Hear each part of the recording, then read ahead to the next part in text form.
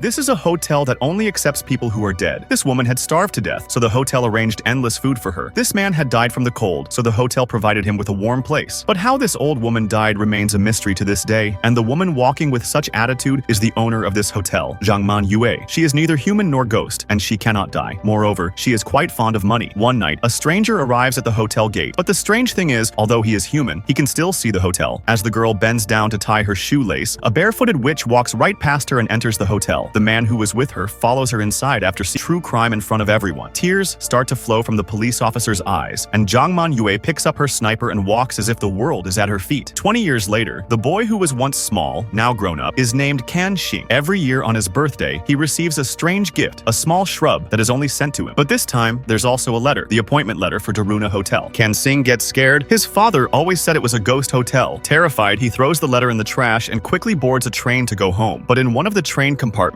he encounters a woman in a black dress, and in her hands is the same shrub he had thrown away. He realizes this is the woman his father feared. Can Xing refuses the job offer. Zhangman Yue doesn't like that. Slowly, she approaches him, grabs his chin, and blows in his eyes. Here's your new birthday gift. Now Can Xing has a new gift, an eye that can see both the living and the dead. Suddenly, he saw in front of him an old tiger who had died, but its story was far from over. It was standing at the entrance of the Moon Hotel, waiting for the tiger. However, the tiger stopped right there, merely gazing at him without attempting to come inside. The next morning, Moon takes Changxing to his private garage. Yes, you heard it right. All these luxury cars belong to him. While driving on the road, Changxing asks, "Where are we going?" Moon casually replies, "To catch the tiger." At first, Changxing laughs, but when he sees Moon's serious face, he becomes alarmed. They reach the exhibition hall where they see a stuffed specimen of the tiger. This was the last tiger from the Korean peninsula, which after coming here, ended up alone and eventually died in solitude. The investigation revealed that it was a gift from North Korea to the chairman. Now, to give the tiger's soul peace, Moon and Changxing decide to meet the chairman. The chairman is resting in his room when he suddenly feels as if a large tiger is walking near his bed. He thinks it's a dream, but in reality, it's the restless soul of the tiger attached to him. The next day, Moon and Changxing arrive at the chairman's house. Changxing is a little nervous, but Moon, without any formalities, pushes open the bedroom door and walks in. There, an old painting is displayed. The chairman tells them that this painting, along with the tiger, was a gift from North Korea, symbolizing friendship. Just then, Changxing notices a shadow. The chairman says that he dreams about the tiger every night, and his health is deteriorating day by day. Moon says he can treat the chairman's illness, but there's a condition. He needs the stuffed tiger's body sent back to its original home. However, the chairman refuses, saying that both the tiger and painting symbolize the friendship of the two countries. At this point, the tiger's spirit becomes even angrier. Changxing wants to help the chairman and requests Moon to do something. Moon agrees to help the chairman, but in return, he wants the painting. Changxing feels that Moon is trying to make money again, so he refuses. But the next day, Changxing goes to the chairman's house himself to tell him about the tiger's soul. However, the chairman tells him that Moon had already taken the painting earlier. Changxing then understands the painting and the tiger are part of the same thing. All they need to do is place the painting in front of the tiger, and the tiger's soul will return to its home. Moon goes to the exhibition hall, places the painting in front of the tiger, and performs an ancient ritual to summon the tiger's spirit. Slowly, the tiger starts moving toward the painting, and soon, a living tiger appears inside the painting. Moon's goal was not to sell the painting, but to give the tiger peace. Changxing realizes his mistake and apologizes to Moon. Since Moon gave Changxing a yin-yang eye, his life has become strange. He started seeing ghosts everywhere, while eating, walking home at night, in the lift, and even in the office during the day. He tries not to show any expression, but today he has a VIP client meeting, and suddenly a lady ghost wearing glasses appears before him. Changxing thinks that if he doesn't say anything, maybe the ghost will ignore him. But can he remain silent during a client meeting? As soon as he opens his mouth, the ghost leaps at him. The next night, Changxing is on duty when he feels a statue of an armored warrior move. He tries to ignore it, but as he walks through the corridor, he hears footsteps behind him. He starts walking faster and the footsteps speed up. When he turns around, there's just a customer asking for the washroom direction. Changxing sighs in relief, but then his gaze falls on the warrior statue. The customer doesn't see it, but the statue is still standing. At that moment, Changxing remembers. Moon had said that if you challenge a powerful ghost, you can never escape. Changxing runs, but the warrior ghost follows him. Suddenly, it shoots a fast arrow, and Changxing jumps and falls in the air. The ghost moves toward him, and as Changxing gets stuck near a pillar, he realizes that this might be the end. At that moment, Moon enters with a punch, pinning the warrior ghost to the pillar and pulls out his hairpin. Changxing is shocked by Moon's power. Moon waves his hand and the warrior ghost vanishes into thin air. Changxing loses consciousness, and when he wakes up, he finds himself in a room at Del Luna Hotel. Moon, with an evil smirk, tells him that when he fell, he had instructed the hotel receptionist to get into Changxing's body and bring him here. Changxing then goes to the hotel lobby, but this time, the hotel feels completely different. Moon takes him to the rooftop, and Changxing decides he will now work work at the hotel. But little does he know, this is just the beginning. The real nightmare is about to begin. Another story unfolds. A couple is heading to their hotel room when suddenly, a girl falls from a bridge and crashes onto their car. The girl dies, but the question remains, is the driver responsible or not? No one knew that at that moment, another girl was standing on the bridge, watching everything. She had a necklace in her hand, and she quietly ran away without telling anyone. Yuna rushed home, but her mind was still restless. As she lay on her bed, twisting her necklace, something suddenly dripped onto her face. She touched her face and slowly turned. On the ceiling, she saw a terrifying face. Shumei's ghost was glaring at her. Fear gripped Yuna, and she fell to the floor. As she tried to get up, she saw another Yuna, but her hands had turned transparent. She was in shock, unable to understand anything. In reality, Shumei had taken her necklace and her body, and now Yuna had become a wandering soul. The next morning, she went back to the bridge where it all had started. She tried to get her body back, but she couldn't even touch Shumei. Changsing, who was watching all this, was amazed to see Yuna's ghost. Yuna decided to ask him for help. She stood in the middle of the road, and Changsing applied the emergency brake. Before he could understand what was happening, Yuna was sitting in the passenger seat of his car. She immediately pointed towards Shumei and said, "I want my body back." Changsing took her to a hotel and asked Manue for help. Manue was initially irritated that Yuna was wandering around instead of focusing on her work, but as soon as she learned that Yuna came from a wealthy family, her attitude changed immediately. When Shumei reached the bridge, Changsing followed her. Shumei tried to jump off the bridge to end her life, but Changsing stopped her. That's when Shumei revealed the truth. She and Yuna were in the same class. Yuna had forcefully taken her beautiful necklace, saying that a poor girl like her didn't deserve such a thing. They had fought, Shumei slapped Yuna, but in anger, Yuna pushed her off the bridge. After hearing the truth, Changsing slowly withdrew his hand. Shumei continued crying, "I died, and everyone thinks I fell by myself." Changsing had now decided not to help Yuna's soul. The truth had to come out. Shumei had the right to live in Yuna's body. Just then, Manue appeared. She said that she had given the necklace. He found the necklace. Yuna's parents were ready to give anything as long as the truth remained hidden. Manue gave them two choices: either report everything to the police and have Yuna punished, or pay money to have the necklace destroyed. Without thinking, they chose the second option. But what they didn't know was that once the necklace was destroyed, Yuna's soul would be erased. Yuna ran back, but it was too late. The necklace began to burn, and slowly, Yuna's soul dissolved into the air. "My soul is really disappearing. No one will ever know I was here." These were her last words. Meanwhile, something strange was happening in a bakery. A friend bought 2 loaves of bread for Changsing and joked, "This bread was made by a ghost." Just then, an old ghost, who had appeared before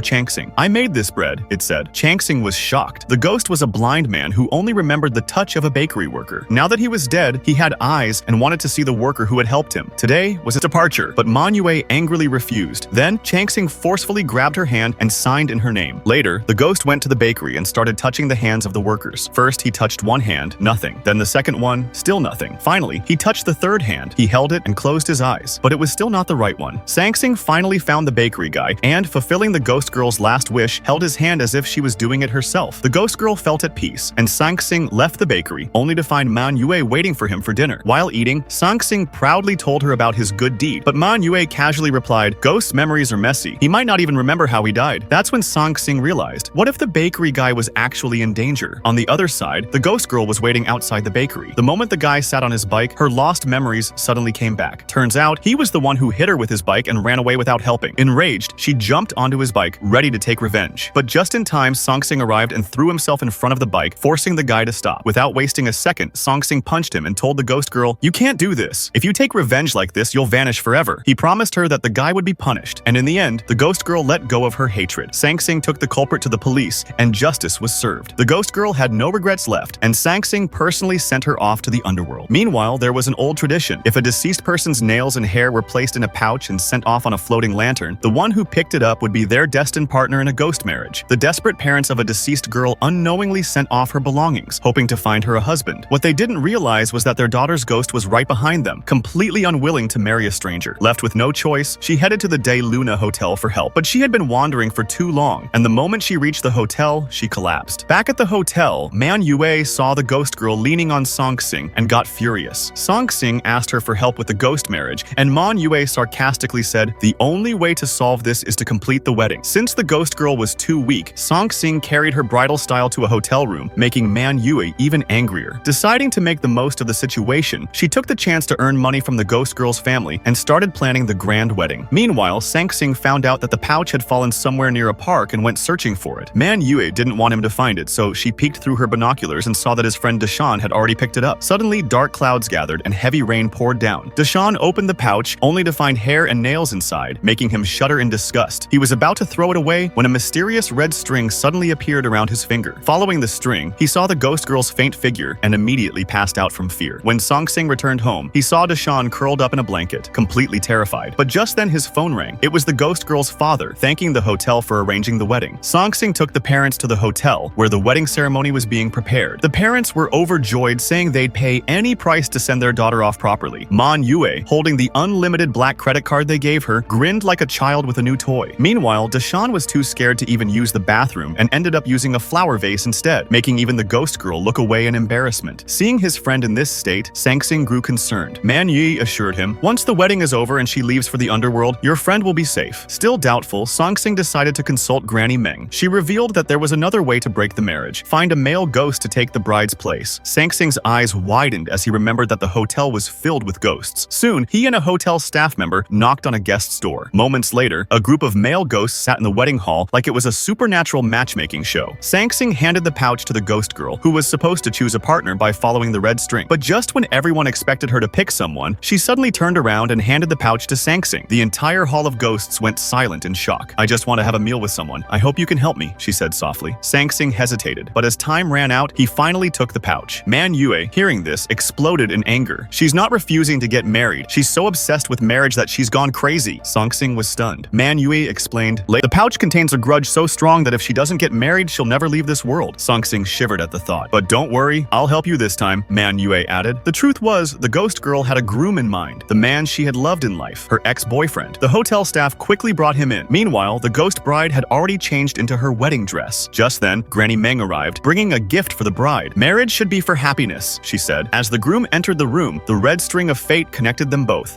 Once the wedding was complete, the groom would die too. The ghost girl's parents were actually the groom's parents, and ever since she died, he had been bedridden, unable to move on. The groom's parents were terrified that the ghost bride would take away their only son, so they had no choice but to conduct this eerie wedding. Just as things were getting out of hand, Song-sing rushed to the wedding hall, but the doors wouldn't open no matter how hard he tried. Inside, the groom lifted the bride's veil and whispered, "We will always be together." From outside, Song-sing shouted, "The man is innocent, please let him go." The ghost bride, with tears in her eyes, murmured, "Go home, why?" Then suddenly, her expression changed into something horrifying. Seeing her real form, the man panicked and ran for his life, but the red thread of fate still bound them together. The ghost bride then picked up a pair of scissors, a gift from Meng Po capable of cutting any ties of fate. Tears rolled down her cheeks as she cut the red thread. At that very moment, the man, who was lying unconscious in the hospital, suddenly woke up. The ghost's final wish was fulfilled, and she boarded the underworld bus to begin her next journey. What Song-sing didn't know was that because of his repeated violations of the hotel's rules, Full Moon and the others were secretly plotting to get rid of him. Their plan? To send Room 13's guest to torment him. That night, as Song-sing stepped into Room 13, he had no idea what horrors awaited him. This guest was so dangerous that even the Grim Reaper feared him. He despised humans beyond anything and had already taken several lives. That same night, a man was working late in his office when suddenly, a loud pop-up notification appeared on his computer. Out of curiosity, he clicked on it and saw a woman seductively showing off her body. She slowly turned her head, and as the man leaned closer to the screen, the woman in the video suddenly asked, "Do you like it?" A chill ran down his spine. Something felt off. Before he could react, a pair of ghostly hands emerged from the screen and grabbed his eyes. In an instant, he was dead. The next day, Xiao Mei, who could see spirits, noticed something unnatural about the dead man's body. Curious, she followed the trail. She found his phone at the crime scene, sensing something eerie attached to it. But before she could inspect further, the fourth Magu god appeared, mistaking Xiao Mei as the killer. Just when she was about to be destroyed, the Black Grim Reaper arrived in time, revealing the real culprit, Room 13's guest, who had escaped from the DeLuna Hotel. With multiple deaths linked to the ghostly video, DeLuna Hotel couldn't escape responsibility. They needed a way to trap the ghost. Since the ghost only appeared when a man played the cursed video, someone had to take the risk. That responsibility fell on Song-sing. Determined to stop the ghost, Song-sing bravely played the video. The room was empty at first, but Full Moon used her powers to enter the ghost's cursed space. After investigating, they discovered that the ghost chose her next victim before sending the video. Meanwhile, in another household, a family of 3 was having dinner. The man received a mysterious video message. Taking his bowl of rice, he went into another room, not knowing he was about to seal his fate. As he opened the video, the ghost appeared on his screen. Room 13's guest was unstoppable. To end the curse, Song-sing met the ghost's sister and learned the tragic truth. The ghost's name was Apiao, and in her past life, she was framed by a group of perverted men who secretly recorded an inappropriate video of her and spread it online like wildfire. Apiao had no idea about the video at first, but when she found out, her life turned into a nightmare. She locked herself in a room, terrified that someone might recognize her, and in that darkness, she died in agony. After learning her story, Song-sing felt deep sympathy and decided to help her. Apiao Piao now owned a successful video company. Kangsing muttered, "You're living such a good life. Maybe it's time for you to die." Kangsing and his team tracked him to his office and took pictures of his workplace. When the man saw them, he panicked and shouted, "This is an invasion of privacy." But Kangsing casually picked up the man's phone and took it with him. Back at the hotel, they waited for Piao to send the cursed video. But when it didn't arrive, Kangsing realized a horrifying truth. Smartphones weren't the only devices that could send videos. Kangsing rushed back just as the man, furious over his missing phone, sat at his office desk. Suddenly, a pop-up window appeared on his computer. Thinking it was just another ad, he clicked on it, only to be greeted by a terrifying, twisted face. Feeling uneasy, he quickly shut the computer and walked into his office lobby. All the computers suddenly displayed the same eerie scene from earlier. The man finally realized something was off, and in sheer terror, he tried to escape. But suddenly, he found himself unable to move. Just as the vengeful ghost reached out her hands, ready to take his life, number 4 Magu god appeared out of nowhere. With a stern expression, he scolded the ghost and used his divine powers to obliterate her. The ghost, filled with sorrow and resentment, slowly faded away. When Kangsing arrived, he saw the entire scene unfold and felt deeply troubled. He knew the ghost must have left with regrets. But do you really think the man had escaped his fate? Hell was empty, and demons roamed the earth. At that moment, he was unaware that justice always arrives, sooner or later. This was no ordinary hotel. It was a place that only accepted departed souls. Every time the moon rose, the hotel opened for business. That night, a special and highly distinguished guest arrived, a royal figure, draped in a golden robe with a long, flowing sash. The entire hotel staff was mobilized. Even the boss, Zhang Manyue, personally stepped forward to welcome him. The most shocking part, Zhang Shusheng directly knelt before the royal guest. It turned out that in his previous life, he had passed the imperial examination with the highest honors, but died tragically 3 days later, before he could ever meet the emperor. This had been his greatest regret for the past 800 years. Now, with an emperor arriving at the hotel, he insisted on serving him with the highest level of respect, arranging for a super VIP suite for him to rest. Seeing this, Kangsing was slightly suspicious. The hotel then prepared a grand imperial feast, fit for a king. Zhang Shusheng, ever so considerate, even worried that the emperor might struggle with modern toilets, so he arranged for a traditional plum blossom seat to be installed. "If I can serve the emperor even once after death," he sighed, "then my soul can rest in peace." Meanwhile, Manyue had stopped accepting guests for the past few days, fearing that the hotel's spiritual energy might fade away. Kangsing, noticing the unfair treatment of guests, became frustrated. He confronted Man Yu, asking, "What kind of king is he? Does he even carry the aura of a true emperor? Do you even know his name?" Man Yue was caught off guard, unable to answer. Instead, she kicked Kangsing aside, telling him to mind his own business and finish his shift. However, when the guest finally signed his check-in information, the truth came to light. His name was Li Xuan. As Man Yue tried to recall which emperor he was, Xianzong quickly searched online, only to discover that Li Xuan was not a real historical figure. Instead, he was merely a character from a TV drama. In reality, the so-called emperor was just an actor, Fang Taiyu, who had tragically died on set before completing his role. His lingering regret over not playing the emperor properly had brought him to Hotel Del Luna. Man Yue was furious and embarrassed, but rather than blaming herself, she took out all her anger on Kangsing. However, after understanding the full story, Kangsing decided to help Fang Taiyu fulfill his dying wish. He convinced Man Yu to go with him to the film set and find an opportunity. There, Man Yu overheard the current actor playing Li Xuan talking on the phone. It turned out this actor was terrible at acting, getting roasted online to the point that he was considering quitting, despite the high paycheck. Hearing about the huge amount of money, Man Yue's eyes lit up, not because she cared about the actor's struggles, but because she saw an opportunity to make a fortune while also helping Fang Taiyu complete his role. So she came up with a perfect plan. She dressed up as a queen, lured the struggling actor into a secluded corner, and then allowed Fang Taiyu's spirit to possess his body. Boom! In an instant, his eyes changed color, and he straightened his posture, his hands naturally folding behind his back as if a true emperor had been reborn. This scene was so intense that the director and everyone on set stood there in shock, watching it unfold. Even Kangsing couldn't help but give a thumbs up in admiration. The struggling actor immediately approached Zhang Manyu and begged her to help him improve his acting. In exchange, he promised to give her his entire paycheck. Meanwhile, Fang Taiyu, possessing the actor's body, flawlessly completed all the remaining scenes. His soul finally found peace, as his last wish had been fulfilled. That same night, Kangsing was just about to take the metro home when he witnessed a bizarre event. An old man's time had come and Yama had arrived to take him away. But the old man refused, saying, "I can't go yet. My dog will be left all alone." With that, he stepped beyond the door, leaving behind his loyal pet, who sat silently beside his lifeless body, refusing to move. Just then, Magu God passed by and pleaded with Yama to give the old man another chance. Yama opened the door, but the dog still wouldn't leave its master's side. The next morning, as Kangsing walked past the same street, he saw the old man standing there, holding flowers in one hand. Suddenly, a mystical carriage appeared, ready to escort him to the afterlife. Just as he was about to step inside, his dog barked loudly, but the old man couldn't hear it. Realizing what was happening, Kangsing rushed forward and stopped the the carriage. He flung open the door and said, "Your friend is still here." The moment the old man turned and saw his dog, he immediately stepped back. His loyal pet ran to him joyfully, tail wagging. The heartbreaking truth, that dog had stayed by its owner's side until it starved to death, unwilling to leave him alone. In the end, the old man lifted his faithful companion into his arms, and together they vanished into the cosmos. Meanwhile, Manue was out buying rice wine when she stumbled upon a strange-looking well. Sitting beside it was a white-haired man, exuding an otherworldly aura. Sensing that he wasn't an ordinary human, Manue instinctively showed her respect. The man looked at her and asked, "Is your hotel Moon Guest House the place where lost souls gather?" Manue nodded and proudly stated, "I am its owner." The man then revealed, "I am the Da Dongjing god," but Manue, unfazed, refused to invite him inside. Her hotel was meant for spirits, not deities. Without another word, she turned and walked away, unaware that Da Dongjing god had started following her. Inside the hotel, Kangsing suddenly felt a presence. Thinking it was another ghost, he turned around, but before he could react, Da Dongjing god passed through him. In an instant, Kangsing was soaked from head to toe, as if he had been submerged in deep water. Confused, he stood there. They finally put the pieces together. She had met Da Dongjing god earlier, and now everything was falling apart because of it. Her gaze landed on Kangsing, who was still drenched. She realized she had made a grave mistake. When a god abandons their domain and walks among mortals, everything is thrown into chaos. And true enough, the effects were already spreading. A major distillery had lost its water supply. Wells had mysteriously dried up. The hotel had always been a sanctuary for lost souls, but now a wandering god had arrived, and he might just bring destruction upon them all. The well has already dried up, and now the hotel has turned into a water curtain cave. All the staff are busy cleaning up. It's easy to invite a god, but hard to send one away. Full Moon says there are two ways to make the god leave. First, he leaves on his own. Second, a human sacrifice is offered. Obviously, neither of these options is possible. At this moment, the eldest sister walks in and says that the god wants to meet a living human. That person can only be Kangsing. As the saying goes, it's easy to invite a god, but hard to send one away. To send the god away, a human sacrifice is needed. Since the god was invited by Kangsing, Kangsing insists on going in to resolve this matter himself. He then goes to room 813 and knocks on the door. Full Moon, worried about Kangsing's safety, rushes to stop him but finds that she can't open the door no matter what. After entering, Kangsing sees a nearly dried up well and shouts the god's name into it. The god says he is happy in the hotel and doesn't want to leave. He tells Kangsing that he fled here out of fear because people have been greedily taking from the well, which is about to dry up. He didn't want to be cursed by humans when that happened, so he escaped in advance. Suddenly, the god descends from the sky, his white hair flowing, with a hesitant look in his eyes. At this moment, Kangsing is deeply moved. The god slowly lands on the ground and explains that he had no choice but to come to the hotel because he had nowhere else to go. He then places his soul into a gourd and gives it to Kangsing, asking him to help find a new place for him to live. In return, the god shows Kangsing what he fears most: Full Moon disappearing into nothingness, and him being powerless to stop it. Meanwhile, Full Moon is waiting by the well. Soon they find a new source of water for the god. Kangsing gently tosses the gourd into the water, and the god seems to really like this new place. A fountain sprays up from the water. At the same time, Xiao Mei and Xianzhong are pulling a load of goods back to the hotel. On the way, a car passes by Xiao Mei, and a female ghost stares directly at her. The car overtakes them, and the ghost presses herself against the rear window, pleading for help. Xianzhong, worried for Xiao Mei's safety, covers her eyes. But then, the radio starts playing the ghost's voice, repeatedly saying, "Save me, save me, save me." Kind-hearted Xiao Mei decides to help the ghost and asks the driver to follow the car ahead to investigate. As night falls, the car enters a forest. Suddenly, the driver sees a figure ahead and slams on the brakes, but there's no one there. Xiao Mei follows Xianzhong's pointing and indeed sees a male ghost, as if the ghost is leading them somewhere. The car won't start, so the driver has no choice but to go find someone to fix it. Meanwhile, Xiao Mei and Xianzhong follow the ghost's direction. After walking a short distance, Xiao Mei trips over something. She crouches down to look and finds a dead person's clothes. However, they soon realize that there are more than one ghost here, and tragically, they were all killed by the same person. Xianzhong then calls the police. The next day, the police arrive at the scene and discover multiple bodies. Yan Yu is the detective in charge of the case. By this time, Xiao Mei has already brought all the victims' ghosts to the hotel. The eldest sister and Jin Shusheng are speechless at the sight. Xiao Mei asks Full Moon to help seek justice for the ghosts, saying she saw the killer's profile and even captured the license plate of the suspicious car. However, Full Moon tells her not to get involved, as the news has already reported the case, and the police will handle it fairly. The news is currently covering a serial killer is reading a news alert about the case on his phone. A faint trace of panic flashes across Ji-won's face as he wonders how the police found the location. Detective Yan Yu is investigating who made the anonymous tip, but strangely, the surveillance footage doesn't show anyone making the call. They joke that it must have been a ghost who called. Onto his car, he notices the trunk isn't closed properly. He opens it and finds his wife's body inside. As he stands there in shock, the police, who had received a tip, surround him and take him away. All of this is witnessed by Ji Yuan, who is hiding nearby. It turns out he was the the one who tipped off the police. The news soon reports that the serial killer has been caught, claiming that the murderer was arrested after killing his wife and being reported by someone. However, Xiaomei doesn't believe the person in the news is the real killer because the driver she saw that day was much smaller in build. She concludes that the real killer is still out there. Meanwhile, the real killer is destroying evidence. He discovers the dashcam footage from the car he used to transport the bodies and notices that Xiao Mei had been following him. He deduces that she must have been the one who tipped off the police and begins frantically investigating her identity. Eventually, he finds out where she goes to school and starts asking her classmates about her. Meanwhile, Detective Yan Yu and his team are analyzing the case. They discover a website where discussions about the serial murders are taking place, and the killer has been actively posting updates, slandering the victims. They are puzzled because the killer has already been caught, yet the posts continue. They conclude that there must be another killer. At dusk, Xiao Mei sees the news and realizes that the person arrested doesn't match the killer she saw. She gathers the ghosts of the victims and, based on their descriptions, draws a portrait of the real killer. She also gives the license plate number of the suspect's car to Kangxing. The next day, Xiao Mei is on her way to school with the killer's portrait. As she is about to cross the street, a car speeds toward her. The driver slams on the brakes and apologizes. Xiao Mei glances at the driver and is about to walk away. Was up. Shui Jiyuan committed suicide. When you were kids, did you ever hear elders say that schools are often built on old burial grounds? There's a rumor about a haunted book in the school library, supposedly possessed by a ghost. Two skeptical girls decide to test the legend and find the book, planning to record it and post it on TikTok. But as soon as one of them touches the book, she can't let go. A pair of eerie hands hold the book in place, and the girls' smiles fade as a female ghost appears in the video. One girl faints on the spot, while the ghost calmly puts the book back in place, seemingly uninterested in further scaring them. The next day, Kangxing and Full Moon hear about the haunted library and decide to invite the ghost to the DeLuna Hotel. After some investigation, they learn that the book was donated by a recently deceased school principal. The ghost's attachment to the book suggests it holds some secret. When they approach the book, Full Moon hides, worried the ghost won't appear if she sees her. As Kangxing reaches for the book, the ghost appears again. She expresses her dislike for anyone touching the book and asks Kangxing to destroy its contents. Kangxing explains that he needs to take the book down to do so, and the ghost finally lets go. When Kangxing opens the book, he finds several photos inside. As he looks at the last photo, he freezes, then glances up at the ghost. The ghost explains that she doesn't want anyone to know she had a child, as she feels the child brought her shame. Full Moon steps forward, places the book back, and the ghost disappears. Kangxing mutters something even he can't believe. Full Moon, unsure how to comfort him, learns that Kangxing never knew his mother and only recently discovered she had passed away. Heartbroken, Kangxing struggles to process the revelation. Back at the DeLuna Hotel, Full Moon asks the staff if Kangxing has any other relatives or friends, but no one knows. Determined to help him, Full Moon returns to the library, picks up the book, and summons the ghost again. She tells the ghost that Kangxing is her son and that he's deeply hurt. The ghost is shocked and follows Full Moon to the hotel. Full Moon messages Kangxing, asking him to come to the hotel to send off a special guest. When Kangxing sees his mother, he's at a loss for words. After years of separation, all she can say is, "I'm sorry." Their reunion is brief and they part ways without saying much more, their bond as mother and son ending in silence. Meanwhile, a man calls his best friend to announce his upcoming wedding, unaware that his girlfriend, covered in blood, is sitting right across from him. He receives a message informing him that his girlfriend was involved in an accident and rushes off. The girlfriend, Jenny, looks at the preparations he made for her, heartbroken. Kangxing hurries home to find Deshawn outside the theater. As Yan Yu arrives, the ghost appears, grinning at them. Full Moon tries to confront him, but he escapes again. Meanwhile, a young boy arrives at the DeLuna Hotel with a drawing of the hotel, claiming his deceased mother told him in a dream that she lives there. Madame Choi, shocked to see a living human in the hotel, calls Kangxing to escort the boy out. However, the boy disappears, and Kangxing learns he has wandered onto the path to the underworld. Despite the danger of never returning, Kangxing rushes after him. Since the ghosts escape at the theater, he has been wreaking havoc in the mortal world. The black-clad Reaper asks Kangxing to help lure the ghost out, unaware that Full Moon has given the ghost a hairpin containing her own resentment, believing Kangxing to be the reincarnation of her past enemy. If the ghost absorbs the resentment, he will become immensely powerful. When the Reaper and Kangxing confront Full Moon about capturing the ghost, she reveals the truth about the hairpin. Shocked, Kangxing learns that if the ghost gains this power, Full Moon will face eternal punishment. Determined to save her, Kangxing sets out to retrieve the hairpin. The DeLuna Hotel plunges into darkness as candles are extinguished, a sign that the God of Judgment has arrived to pass sentence on Full Moon. Kangxing seeks out the goddess Mago for answers and learns that Full Moon's past enemy is trapped in a bottle. Realizing Full Moon has misunderstood him, Kangxing knows he must retrieve the hairpin to save her from judgment. Meanwhile, the malevolent ghost finds a man who once cursed his wife, his resentment making him an easy target. The ghost manipulates the man into doing evil, but Kangxing intervenes, slapping the man awake and urging him to leave. The ghost emerges, now empowered by the hairpin's resentment, and effortlessly knocks Kangxing down. As the ghost closes in, Kangxing tricks him by claiming that that once the moon rises, whoever holds the hairpin will be destroyed. The ghost hesitates,